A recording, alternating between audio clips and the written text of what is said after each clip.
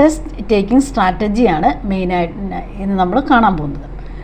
First നമ്മളൊരു question കിട്ടിയിട്ടുണ്ടെങ്കിൽ നമ്മൾ ആക്ച്വലി ആ ക്വസ്റ്റ്യനെ നമ്മൾ നന്നായിട്ട് വായിക്കണം, മൾട്ടിപ്പിൾ ടൈംസ് വായിക്കണം, വായിച്ച് നന്നായിട്ട് റെക്കഗ്നൈസ് ചെയ്യണം, അത് കഴിഞ്ഞ് അനലൈസ് ചെയ്യണം. റെക്കഗ്നൈസ് ചെയ്യുക, what is the question, analyse ചെയ്യുക, what are the things will happen. അതായത് ഒരു ക്വസ്റ്റ്യൻ വന്നാൽ അതിൻ്റെ കോംപ്ലിക്കേഷൻ എന്താവാം, സൈഡ് എഫക്റ്റ് എന്താവാം, എന്താണ് പേഷ്യൻ്റ് ഫേസ് ചെയ്യുന്ന കാര്യങ്ങൾ, ഇങ്ങനെയുള്ള കാര്യങ്ങളും എന്തെല്ലാം രീതിയിൽ നമുക്കിതിനെ മാനേജ് ചെയ്യാം എന്നതും എല്ലാം നമ്മൾ അനലൈസ് ചെയ്യണം. അതോടൊപ്പം ക്വസ്റ്റ്യൻ പ്രയോറിറ്റൈസേഷൻ ആണോ, പ്ലാനിങ് ആണോ, ഇവാലുവേഷൻ ആണോ, ഇങ്ങനെയുള്ള കാര്യങ്ങളും എല്ലാം നമ്മൾ അനലൈസ് ചെയ്തതിന് ശേഷം നല്ലൊരു ഐഡിയ ക്വസ്റ്റിനെക്കുറിച്ച് കിട്ടിയതിന് ശേഷമാണ് നമ്മൾ അടുത്ത സ്റ്റെപ്പുകളിലേക്കൊക്കെ പോകുന്നത്. ഓക്കെ, നമുക്കതിന് മുമ്പ് ഒരു ക്വസ്റ്റ്യൻ കിട്ടി, അതിന് എത്ര പാർട്ടുണ്ട് എന്ന് നമുക്ക് നോക്കാം. ഫസ്റ്റ് ഒരു ക്വസ്റ്റ്യൻ കിട്ടിയിട്ടുണ്ടെങ്കിൽ ആ ക്വസ്റ്റ്യന് എന്താണുള്ളത്, 3 പാർട്ടാണുള്ളത്. ഇൻഗ്രീഡിയൻസ് ഓഫ് ദ ക്വസ്റ്റ്യൻ എന്ന് പറയും. ഇത് first event, then even query and options. ഈ 3 ഓപ്ഷൻസാണ്, പാർട്ടാണ് ഉള്ളത്. ഈവൻറ്റ് മീൻസ് എന്താണ്, അതൊരു ക്ലയൻ്റ് ആകാം, ക്ലയൻറ്റിൻ്റെ സിറ്റുവേഷൻ ആകാം. ക്ലയൻറ്റിനെ കുറിച്ചോ ക്ലയൻറ്റിൻ്റെ സിറ്റുവേഷനെ കുറിച്ചോ ഡീറ്റെയിൽ ആയിട്ട് മീൻസ് ഡിസ്ക്രൈബ് ചെയ്യുന്നതാണ് ഈവൻറ്റ്. ഒരു ക്വസ്റ്റ്യൻ്റെ ഫസ്റ്റ് പോർഷൻ ഈവൻ്റാണ്. That means who is the patient, അതായത് പേഷ്യൻ്റെ ഹിസ്റ്ററി എന്താണ്, പാസ്റ്റ് ഹിസ്റ്ററി എന്താണ്, പ്രസൻറ്റ് ഹിസ്റ്ററി എന്താണ്, what are the situations patients are facing, where the patient is admitted in community health or in hospital or at home. ഇങ്ങനെയുള്ള കാര്യങ്ങൾ എല്ലാം പേഷ്യൻറ്റിൻ്റെ ഈവൻറ്റിലാണ് വരുന്നത്. എന്തെല്ലാം മെഡിക്കേഷൻസ് ആണ് എടുക്കുന്നത്, ഇതെല്ലാം ഈവൻറ്റിൽ വരുന്നതാണ്. അടുത്തതാണ് ഈവൻ ക്വയറി മീൻസ് അതിൻ്റെ second portion.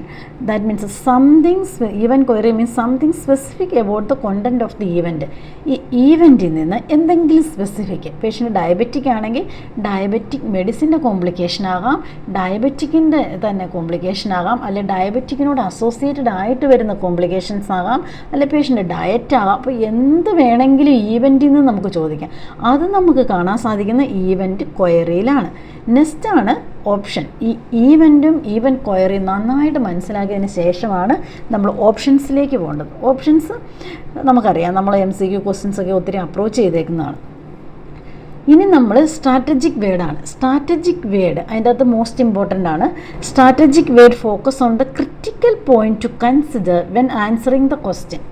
Strategic word event ക്വയറിയിലാണ് കാണുന്നത്. ഈ സ്ട്രാറ്റജിക് വേർഡാണ് നമ്മൾ എന്ത് ഓപ്ഷനാണ് സെലക്ട് ചെയ്യേണ്ടത് എന്ന് നമുക്ക് ഒരു ഐഡിയ തരുന്നത്. ഇതൊരു ക്രിട്ടിക്കൽ പോയിൻ്റാണ്. What we have to assess, prioritisation ആണോ, ടു അസസ് ആണോ, ടു മോണിറ്റർ, എന്ത് ചെയ്യണം, അല്ലെങ്കിൽ what's a correct answer, what's an incorrect answer, ഇതാണോ എന്നറിയുന്നത് എവിടെ നിന്നാണ്, സ്ട്രാറ്റജിക് വേർഡാണ്. അപ്പോൾ ക്വസ്റ്റ്യൻ കിട്ടിയാൽ അതിൻ്റെ അകത്ത് സ്ട്രാറ്റജിക് വേർഡ് നമ്മൾ മാർക്ക് ചെയ്തിടണം. സ്ട്രാറ്റജിക് വേർഡ് ഇൻഡിക്കേറ്റ് 2 ടൈപ്പായിട്ടാണ് വരുന്നത്. ഒന്ന്, strategic word indicate the need to prioritise. We have to prioritise. Okay, best, essential, immediate, most, primary, ഇങ്ങനെയുള്ള സ്ട്രാറ്റജിക് വേർഡ് ആണെങ്കിൽ that means we have to prioritise the option. That means all the options are correct in that condition.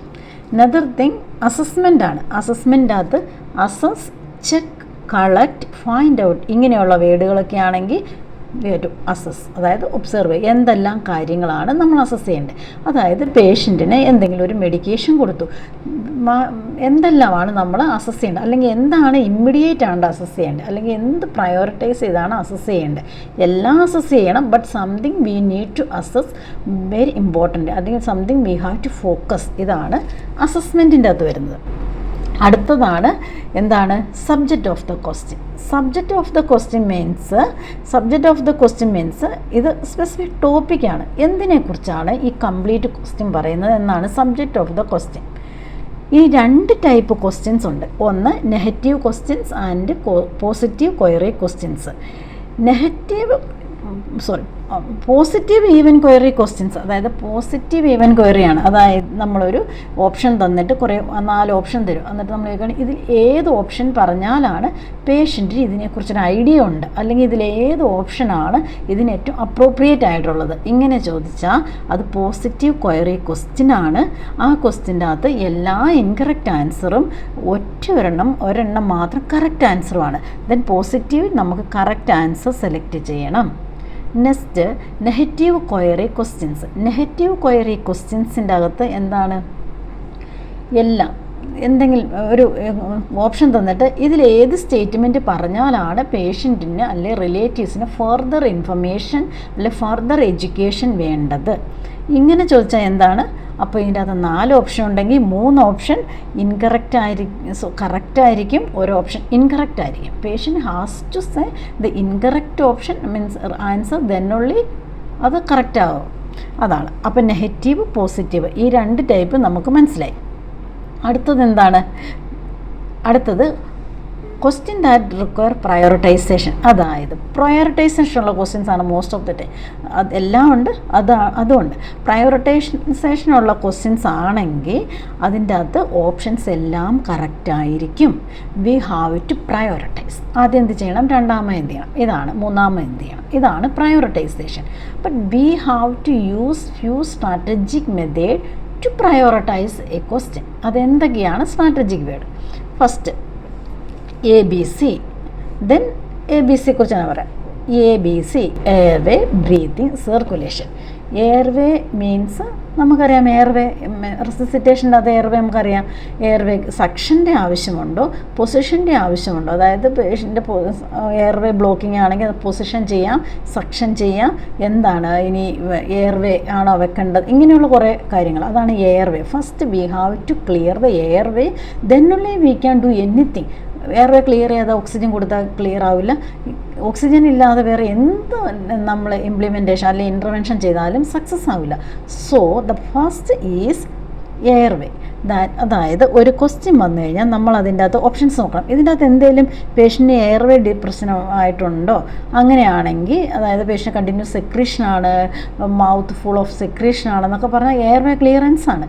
Saturation 40 ഉള്ളൂ, but secretion ഉണ്ടെന്ന് പറഞ്ഞാൽ we have to clear the airway, then give the oxygen. അതാണ് airway, breathing, circulation SpO2 കുറവാണെങ്കിൽ, fluid കുറവാണെങ്കിൽ, perfusion കുറവാണെങ്കിൽ, ഇങ്ങനെയുള്ള കാര്യം cardiac related ആണ്. ഇതെല്ലാം ചെയ്യണം. ഫസ്റ്റ് പ്രയോറിറ്റൈസ് ചെയ്യാനുള്ള ടൂള് സ്ട്രാറ്റജി മീൻസ് ABC ആണ്. ദ സെയിം മെത്തേഡാണ് Maslow hierarchy of need. Maslow hierarchy of need നമുക്കറിയാം. അതെന്താണ്, ഒരു പിരമിഡാണ്. ഒരു മാസ്ലോ ഹൈറാർക്കി നമ്മൾ പഠിച്ചപ്പോൾ ഉണ്ട്. ദ ബേസ് എന്താണ്, the broad part, the wide part.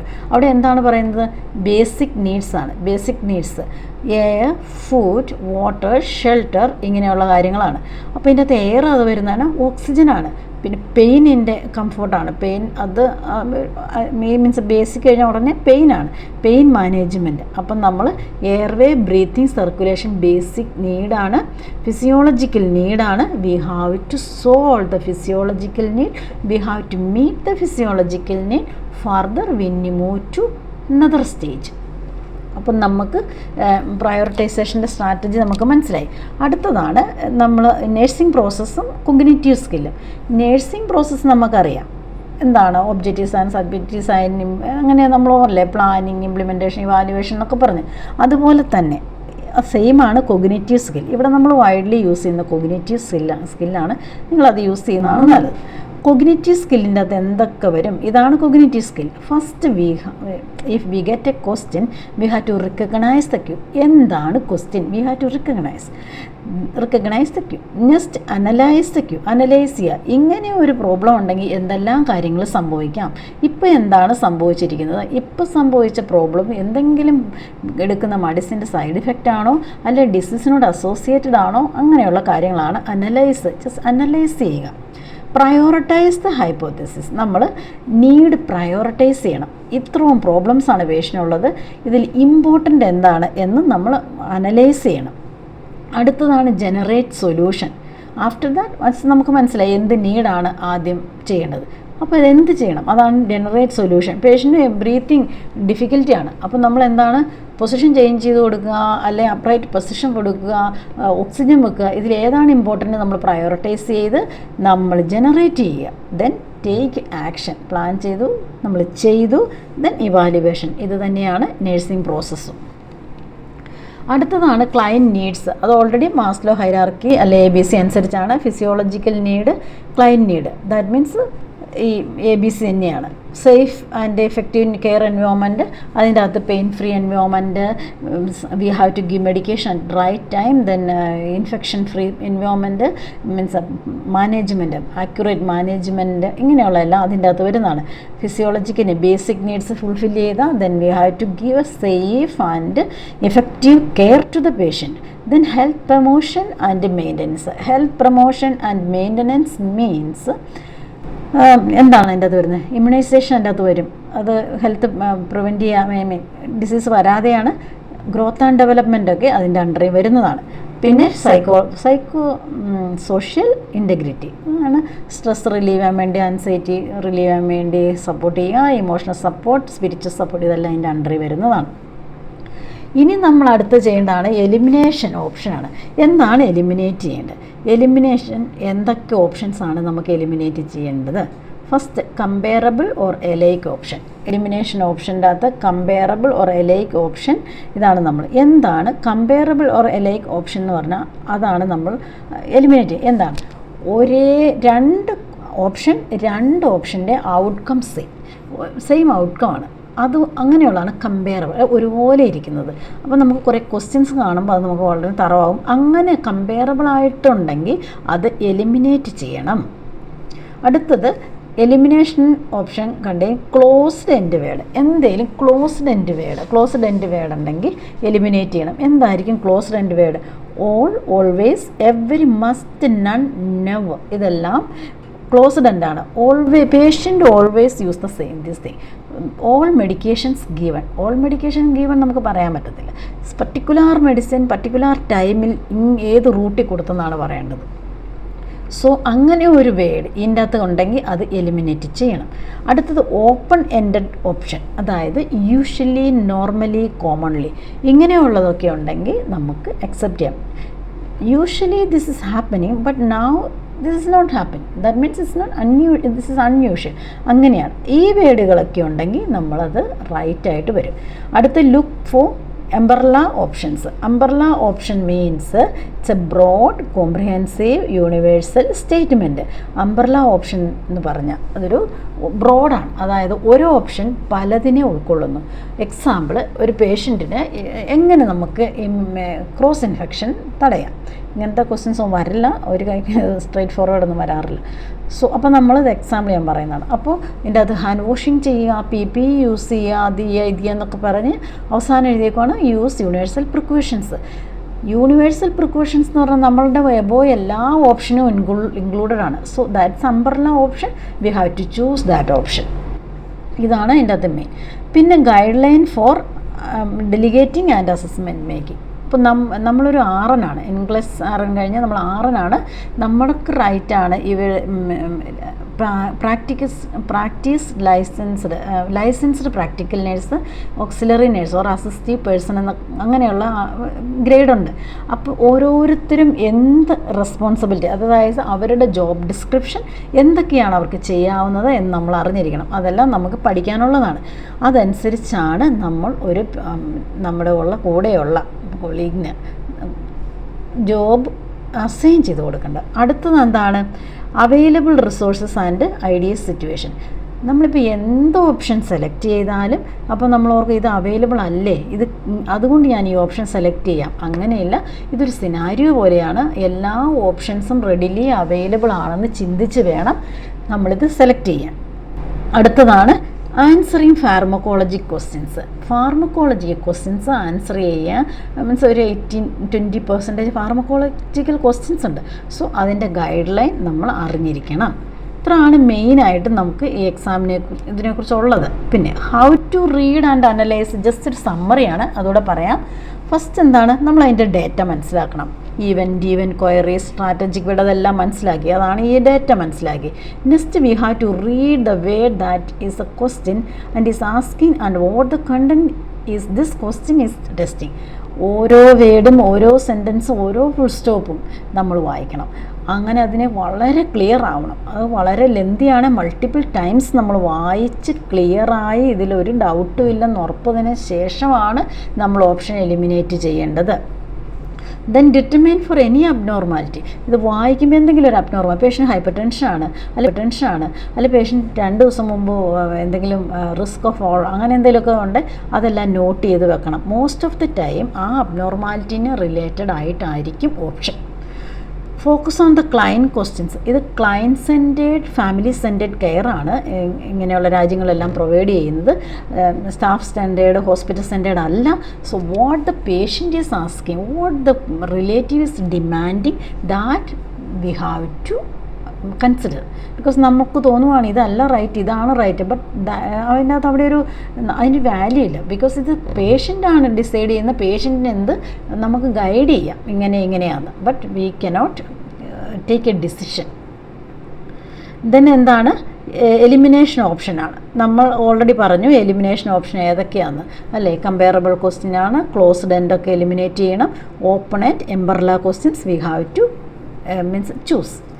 Then എന്താണ് after elimination we have to reread the question again. Okay.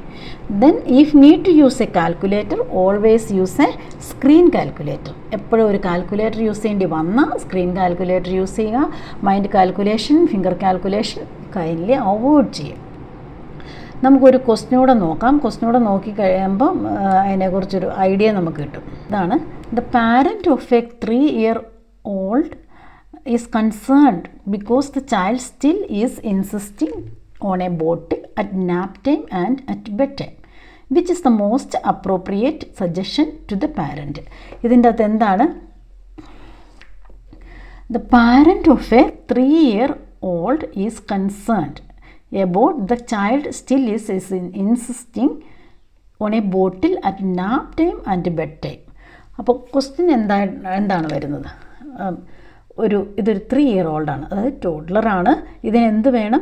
ബോട്ടിൽ വേണം. എപ്പോഴൊക്കെ ഉറങ്ങുന്നു, നൈറ്റിലാണേലും ഡേ ടൈമിലാണേലും ഉറങ്ങുമ്പം ബോട്ടിൽ സക്ക് ചെയ്താണ് ഉറങ്ങുന്നത്. But parents are very concern about the same issue. That means എന്താണ് ഈ question? ഇതെന്താണ്? The parent of A 3-year-old is concerned with insisting bottle at nap time ഇത് bed time. ഇവിടം വരെ ഈ ഫസ്റ്റ് സെൻറ്റൻസ് എന്താണ്? Patient baby 3-year-old ബേബിയാണ്. ഇത് toddler ബേബിയാണ്. ബേബിക്ക് ബോട്ടിൽ വേണം always when ever baby is sleeping. Then the parents is concerned. ഇതാണ് ഇതിൻ്റെ ഈവൻറ്റ്. അപ്പോൾ നിങ്ങൾക്ക് മനസ്സിലായല്ലോ, ഈ ഇവൻ്റ് ഫസ്റ്റ് പാർട്ടാണ്. Second, which is the most appropriate suggestion to the parents. ഇതെന്താണ്? ഈവൻ്റ് ക്വയറിയാണ്. Which is the most appropriate എന്നുള്ള വേർഡ് എന്താണ്? സ്ട്രാറ്റജിക് വേർഡാണ് കേട്ടോ. Most appropriate because many things are appropriate, but what we have to choose the most, the ഏറ്റവും important ആയിട്ടുള്ള, the primary ആയിട്ടുള്ളതാണ്. ഇതൊരു പ്രയോറിറ്റൈസേഷൻ ക്വസ്റ്റ്യൻ ആണ്. ഇതിൻ്റെ അകത്ത് നമ്മൾ എന്താണ് ചെയ്യുന്നത്? നമ്മളിതിൻ്റെ അകത്ത് പ്ലാൻ ചെയ്ത് പറയുന്നതാണ്. അപ്പോൾ ഇതിൻ്റെ അകത്ത് നമുക്ക് ഇവൻ്റ് മനസ്സിലായി, ഇവൻ്റ് ക്വയറി മനസ്സിലായി, സ്ട്രാറ്റജിക് വേർഡ് മനസ്സിലായി. ഈ 3 എണ്ണമാണ് ക്വസ്റ്റ്യൻ്റെ ഇൻഗ്രീഡിയൻറ്റ്. അപ്പോൾ ക്വസ്റ്റ്യൻ മനസ്സിലായില്ലേ? വീണ്ടും നമ്മൾ വായിക്കണം, ഉറപ്പാക്കണം. അപ്പം നമുക്ക് ഇതിൽ നിന്ന് അനലൈസ് ചെയ്ത് വാട്ട്സ് എ ക്വസ്റ്റ്യൻ, എന്താണ് നമ്മൾ അനലൈസ് ചെയ്യേണ്ടത്? ഈ പാരൻസ് കൺസേൺഡാണ് ഫോർ എന്തിനെക്കുറിച്ചാണ്? ബേബി ബോട്ടിൽ ഡിമാൻഡ് ചെയ്യുന്നതിനെക്കുറിച്ച്. That means baby is taking bottle means always bottle കൊടുക്കുന്നതിൽ എന്തോ ഒരു പ്രോബ്ലം ഉള്ളത് കൊണ്ടാണ് പാരൻസ് കൺസേൺ ആയിട്ട്. അപ്പം നമ്മൾ എന്തറിയണം? As a staff we must know what's a problem related to the baby is taking bottle, otherwise using bottle at nap time and bed time. That we must know, then only we can answer the question. അപ്പം നമ്മൾ ആ രീതിയിൽ ചിന്തിക്കണം. അപ്പോൾ എന്തിനായിരിക്കും parents concerned ആയിട്ട്? അപ്പോൾ നമുക്ക് ആൻസർ കിട്ടി. അപ്പോൾ ഇനിയാണ് ഓപ്ഷൻ. അതായത് എൻ്റെ അർത്ഥം ഞാൻ പറഞ്ഞു വരുന്നത്, നമ്മൾ ഓരോന്നിനെക്കുറിച്ചും അത്യാവശ്യം ഇതൊക്കെ നിസ്സാര കാര്യങ്ങളാണ്. ആ ക്വസ്റ്റ്യൻ ഞാൻ ഇംഗ്ലീഷ് സാറിൽ നിന്ന് തന്നെ എടുത്തൊരു ക്വസ്റ്റ്യൻ ആട്ടോ. നിസ്സാര കാര്യങ്ങളായിട്ട് നമുക്ക് തോന്നും. അതുകൊണ്ട് നമ്മളെല്ലാം എല്ലാ പാർട്ടും everything we have to study well. Okay, ഇനി ഓപ്ഷനാണ്. ഇത് രണ്ടും ഡു നോട്ടാണ്, അതായത് ഒരുപോലെയാണ്, നമ്മൾ കൊടുക്കാൻ പാടില്ലെന്നാണ് അവർ ഉദ്ദേശിക്കുന്നത്. ഈ ക്വസ്റ്റിന് പറയുന്ന പേരാണ് എലൈക്ക് ഓർ കമ്പയറബിൾ. അപ്പോൾ ഈ alike and comparable options delete ചെയ്യണം എന്നാണ് നമ്മൾ പറഞ്ഞത്. സോ നമ്മൾ എലിമിനേറ്റ് ചെയ്തു. ഇനി നമ്മുടെ കയ്യിൽ എന്ത് ഓപ്ഷൻസ് ഉണ്ട്? 2 ഓപ്ഷൻസ് ഉണ്ട്. അത് ഏതൊക്കെയാണ്? അലോ ദ ബോട്ടിൽ. അപ്പം നമ്മൾ ഓർക്കുവാണ് എന്തിനെക്കുറിച്ചായിരുന്നു കൺസേൺ? ബേബി ബോട്ടിലെടുക്കുക. അപ്പോൾ ബോട്ടിലായിട്ടുള്ള റിലേറ്റഡ് ആയിട്ടുള്ള അസുഖം എന്താണ്? പ്രോബ്ലം എന്താണ്? ബോട്ടിൽ മൗത്ത് ക്യാരിയറാണ്. അതായത് ബേബി ബോട്ടിൽ വെച്ച് വായി വെച്ച് ഉറങ്ങുമ്പം അല്ലാതെ കാർബോഹൈഡ്രേറ്റ് അല്ലെ ഷുഗറൊക്കെ ഇരുന്നിട്ട്, മീൻസ് ഈവൻ നോർമൽ ഫ്ലോറയാണെങ്കിൽ പോലും അതിൻ്റെ ഫങ്ഷൻ ബാക്ടീരിയ പ്രവർത്തിച്ച് അത് ഡെൻ്റൽ ക്യാരീസിലേക്ക് ഉണ്ടാകും. അതിനാണ് ബോട്ടിൽ മൗത്ത് ക്യാരിയർ എന്ന് പറയുന്നത്. അതായത് കൊച്ചിൻ്റെ പല്ലെല്ലാം പോവും. ആ സമയത്ത് എന്താണ്? കൊച്ചിന് പെർമനൻറ്റ് ടീത്ത് അല്ല, ടെമ്പററി ടീത്ത് ഉള്ള സമയമാണ്. സോ അതെല്ലാം പോവും. സോ അതുകൊണ്ട് ഇത് വളരെ മസ്റ്റായിട്ട് കമ്പൽസറി ആയിട്ട് അവോയ്ഡ് ചെയ്യണമെന്ന് പീഡിയാട്രിഷ്യന്മാർ അല്ലെങ്കിൽ നമ്മൾ പറയേണ്ട കാര്യമാണ്. അപ്പം നമ്മൾ എന്താണ് ചിന്തിക്കേണ്ടത്? അലോ ദ ബോട്ടിൽ, രണ്ടിലും അലോ ചെയ്യാം. സോ എന്ത് അലോ ചെയ്യാം? അതാണ് അടുത്ത question. Allow the bottle if it contain juice. ജ്യൂസിൻ്റെ അത് എന്താണുള്ളത്? ഷുഗറാണ്, കാർബോഹൈഡ്രേറ്റ് ആണ്. സോ ഇതാണ് ഡെൻ്റൽ കാരീസിന് കാരണം. So we can. Then allow the bottle if it contain water. Water കൊടുത്താൽ എന്തൊക്കെ ഉണ്ട്? ബേബിക്ക് സാറ്റിസ്ഫാക്ഷനാണ്, പേരൻസിന് ഇഷ്യൂ ഇല്ല, കാരണം കൊച്ചിൻ്റെ ബഹളമില്ല. മൂന്നാമത് മീൻസ് ഡെൻ്റൽ അല്ലെങ്കിൽ ബോട്ടിൽ മൗത്ത് ക്യാരിയർ മീൻസ് ചാൻസും ഇല്ല. അപ്പോൾ ഇങ്ങനെയാണ് ഓപ്ഷൻ നമ്മൾ ഫൈൻഡ് ഔട്ട് ചെയ്യേണ്ടത്. ഇങ്ങനെ നമ്മൾ തറവായിട്ട് പഠിച്ചാൽ ഇതെല്ലാം നമുക്ക് ഈസിയാണ്. ഇതൊരു ഈസി ക്വസ്റ്റ്യൻ എടുത്തതാണ്. ടഫായിട്ടുള്ള ക്വസ്റ്റ്യൻ അതൊക്കെ വളരെ കൺഫ്യൂസിങ് ആയിട്ടുള്ളതുണ്ട്. അപ്പോൾ കുറേ ക്വസ്റ്റ്യൻസ് നോക്കിക്കഴിയുമ്പോൾ നമുക്കിതിനെക്കുറിച്ചൊരു ഐഡിയ ഉണ്ടാവും. അപ്പോൾ ഇങ്ങനെയാണ് ഒരു എക്സാമിന് ഒരു ക്വസ്റ്റിനെ എങ്ങനെ അപ്രോച്ച് ചെയ്യാം എന്നുള്ളതിൻ്റെ ഇങ്ങനെയാണ്. ഇത് നമ്മളൊന്ന് തറവായാൽ മതി. ഇതിൽ കൂടുതലൊന്നും നമുക്ക് ഇതിൻ്റെ അകത്ത് ചെയ്യാനില്ല. ഇത് വളരെ തറവായിട്ടുണ്ടെങ്കിൽ നമ്മൾ ഈസി ആയിട്ട് കാര്യങ്ങൾ ചെയ്യാൻ സാധിക്കും. ഈ NCLEX-R എന്ന് പറയുന്നത് എല്ലാവർക്കും സാധിക്കുന്ന ഒന്നാണ്. അതിന് ഹൈ IQയും വളരെയധികം നോളജും ഒന്നും ആവശ്യമില്ല. ചില സ്റ്റുഡൻസ് ചോദിക്കും ഞങ്ങൾ സപ്ലി എഴുതിയതാണ്, കിട്ടുമോ? സപ്ലി എഴുതിയില്ല, ഡസൻ മാറ്റർ. ഹാർഡ് വർക്ക് ചെയ്യാമോ? കിട്ടും. അങ്ങനെയാണ്. ഹാർഡ് വർക്ക് ചെയ്യാൻ പ്ലാൻ ചെയ്ത് ചെയ്യാൻ തയ്യാറായ, സിസ്റ്റമാറ്റിക് വേയിൽ പഠിക്കാൻ തയ്യാറായ എല്ലാവർക്കും NCLEX-R ആക്സസ് ചെയ്യാൻ പറ്റും. ഫസ്റ്റ് അറ്റംപ്റ്റിൽ തന്നെ ആക്സസ് ചെയ്യാൻ പറ്റും. Thank you.